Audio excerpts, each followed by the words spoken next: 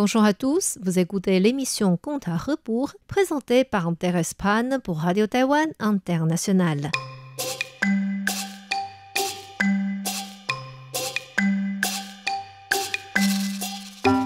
La semaine dernière, nous avons vu que sous un choc émotionnel, la mère de Fan Jing décéda subitement. Fan Jing voulait employer des moines pour diriger une cérémonie pour sa mère. Et pourtant, le moine Huiming, chargé de cette affaire, fut saisi par des voyous qui l'accusaient d'avoir une relation anormale avec la femme de son métayer. En apprenant cette nouvelle, Fan Jing alla immédiatement voir le maire en lui expliquant la situation. Comme Fan Jing venait de réussir l'examen du comté et d'obtenir le titre de maître, le maire traita sans tarder la demande de cet homme important. Il vérifia soigneusement le dossier du moine Huiming et comprit que c'était une fausse accusation. Par conséquent, il relâcha le moine et la femme de son métayer. Quant aux voyous qui avaient porté plainte, il décida de leur donner le châtiment de 20 coups de bâton chacun le lendemain. Paniqués, les voyous supplièrent l'aide auprès de Zhang Jingzhai, l'homme qui avait offert une maison à Fan Jing. Le lendemain matin, Zhang Jingzhai alla au tribunal avec une lettre de plaidoyer. Comme Zhang Jingzhai était aussi un maître ayant réussi l'examen du comté quelques années auparavant, le maire ne pouvait qu'accepter sa demande. Il corrigea vivement les voyous, leur donna des instructions strictes et les chassa du tribunal. Le moine Huiming remercia Fan Jing de son aide et partit immédiatement préparer ce qu'il fallait pour la cérémonie. 8 moines arrivèrent dès le lendemain, décorèrent la salle, installèrent des statues de Bouddha, sonnèrent des instruments pour accompagner l'office. Pendant la pause, M. Zhang Jingzhai arriva pour présenter ses condoléances. Un moine dit au moine Huiming : « Le maître qui vient d'entrer est M. Zhang Jingzhai. Ces gens sont voisins des vôtres. Vous avez donc un lien de voisinage. Il serait préférable d'aller le saluer. » Le moine Huiming répondit : « Maintenant j'ai compris. Les voyous qui ont orchestré une fausse accusation ne sont pas vraiment des voyous, mais des métayers de la famille Zhang. Cette famille veut depuis longtemps obtenir mon champ à prix très bas. Comme j'ai refusé leur proposition, ils voulaient m'encadrer. Finalement, le malheur retombe sur eux. Le maire voulait frapper ses métayers, du coup il est obligé de les protéger de manière éhontée. Et cela a déplu au maire. Ce n'est pas la première fois qu'il s'adonne à des choses honteuses d'ailleurs. Pour le mariage de sa nièce aussi. À ce moment-là, des bruits de pas se firent entendre. Les moines lui firent tous des signes de l'œil et le moine Huiming arrêta de parler. Le maître Zhang Jingzhai sortit de la maison, salua tous les moines et repartit. Après la pause, les moines continuèrent de prier pour l'âme de la mère de Fan Jing, et cette cérémonie dura ainsi 3 jours et 3 nuits. 49 jours après le décès, Zhang Jingzhai revint voir Fan Jing. Celui-ci portait l'habit de deuil et le reçut au bureau. Après les salutations, Zhang Jingzhai dit : « C'est tout à fait normal que les enfants restent en deuil pour leurs parents. Mais cet incident vous a empêché de passer l'examen provincial cette année. Allez-vous enterrer votre mère au cimetière ancestral ? Est-ce que la date est fixée ? » Les feng shui de cette année n'est pas très favorable. L'enterrement ne peut avoir lieu qu'en automne prochain. Mais je n'ai pas encore accumulé assez pour les frais de funérailles. Le frais des personnels, de la nourriture, pour la cérémonie, l'épitaphe, etc., il faut au moins 12 kilos d'argent. La coutume de rester 3 ans en deuil à la maison est respectable. Mais les funérailles de la mère de famille est importante. Il ne faut pas vous interdire de sortir voir les gens qui pourraient vous aider. Depuis que vous avez réussi l'examen du comté, vous n'êtes pas encore allé voir votre enseignant, le préfet Tang. Le comté qu'il gouverne est assez riche. Peut-être pourra-t-il vous aider pour une bonne partie. Moi, j'ai justement déjà planifié de rendre visite au préfet Tang, qui est le camarade de mon enseignant. Nous pourrons y aller ensemble. Ne vous inquiétez pas pour le frais de transport, je prendrai tout en charge. Je vous remercie, mais croyez-vous que c'est permis de voyager pendant la période de deuil? Les règles sont pour les hommes. Rien ne vous interdit de bien préparer les funérailles de votre mère. Ainsi, Fan Qing accepta cette proposition avec reconnaissance, sans savoir que c'était seulement une excuse que Zhang Xingjie voulait prendre pour rendre visite au préfet Tang en vue de se rapprocher de ce gouverneur. Arrivé au jour fixé, Zhang Xingjie et Fan Qing se mirent en route avec quelques servants. À la porte de la préfecture, ils envoyèrent un servant entrer d'abord pour présenter leur carte. Le préfet Tang vit des noms sur la carte.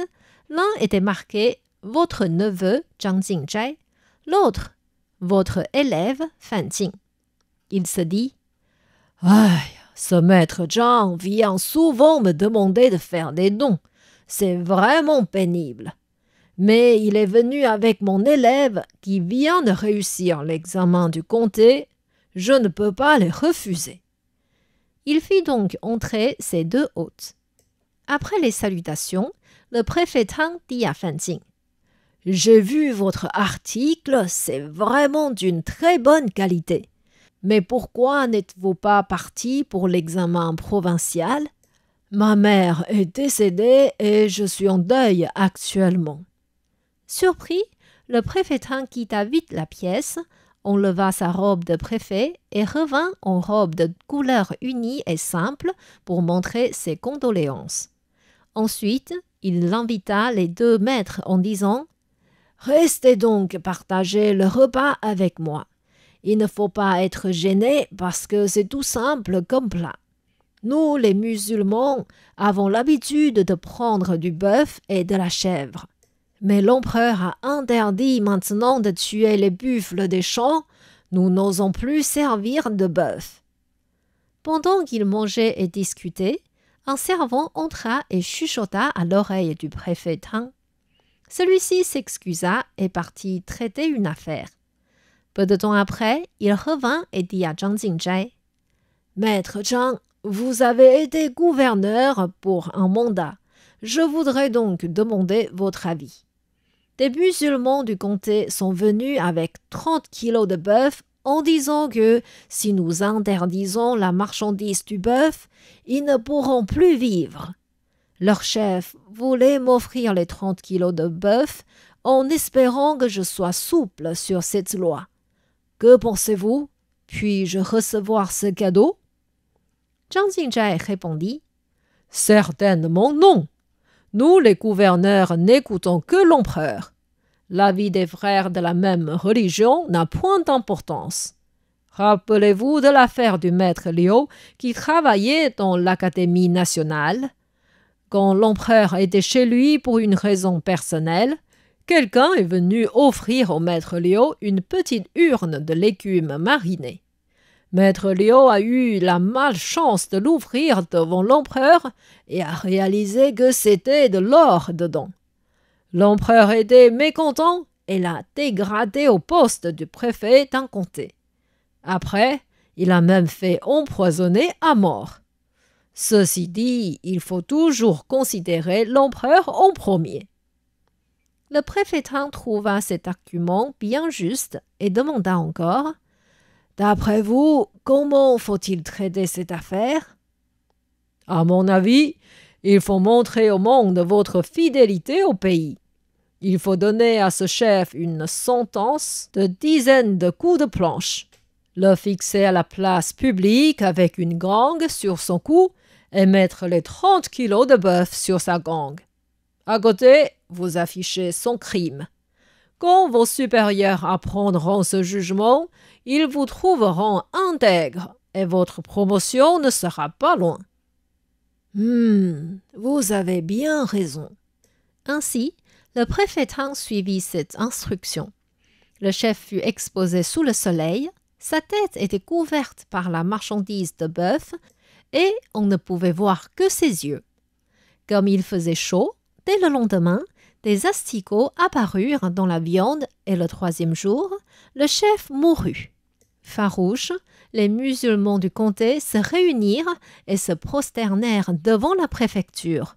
Ils crièrent « Nous sommes venus pour offrir du bœuf et cela ne vaut pas la peine de mort. Tout cela est l'idée du maître Zhang Jingzhai venant d'un autre comté. Entrons dans la préfecture, sortons ce maudit instigateur de force et frappons-le à mort pour venger la vie de notre chef. » Surpris par cette proclamation, le préfet Tang fit des enquêtes et comprit que la fuite des nouvelles venait des gardiens de la porte. Il se dit « Aidant le gouverneur du comté, les gens n'oseront pas me faire du mal. Mais s'ils voient M. Zhang Jingzhai, ils ne seront plus contrôlables. Il faut que je le sorte d'ici discrètement. » Le préfet demanda vite à quelques subordonnés fidèles d'aider Zhang Jingzhai et Fan Jing à sortir de la ville. Heureusement que la préfecture était construite contre la muraille du nord de la ville. Les 2 maîtres terrifiés purent descendre du mur à la corde et repartir vite chez eux. Les personnes importantes du comté vinrent toutes apaiser la colère des musulmans en leur disant des belles paroles. Finalement, ces manifestants partirent successivement. Le préfet Tang fit un rapport au ministre du contrôle. Celui-ci le convoqua et le corrigea. « À vrai dire, la punition que vous avez donnée à ce chef est trop sévère. La peine de gang, ça passe encore. Mais pourquoi avoir décidé de disposer la marchandise de bœuf sur la gang? D'un autre côté, on ne peut pas non plus permettre au peuple de se révolter comme cela. Je vais saisir les personnes en tête et les punir. Retournez chez vous et réfléchissez un peu plus dans le futur. » À genoux, le préfet Tang s'inclina et répondit « C'est tout à fait ma faute. Je vous remercie énormément de ne pas me retirer de mon poste de préfet. Vous êtes vraiment mon 3e parent. Je vous prie de me laisser punir les personnes en tête de la révolte moi-même pour une question de face. » Le ministre de contrôle étant d'accord, il lui écrivit son jugement sur les 5 musulmans en tête et autorisa le préfet Tang à exercer sur eux la peine de gang. Et c'est exactement ce que le préfet fit dès qu'il retourne à la préfecture. Qu'est-ce qui arrivera d'autre autour du préfet Tang, de Zhang Jingzhai et de Fan Jing? Je vous invite à revenir la semaine prochaine pour la suite de l'histoire.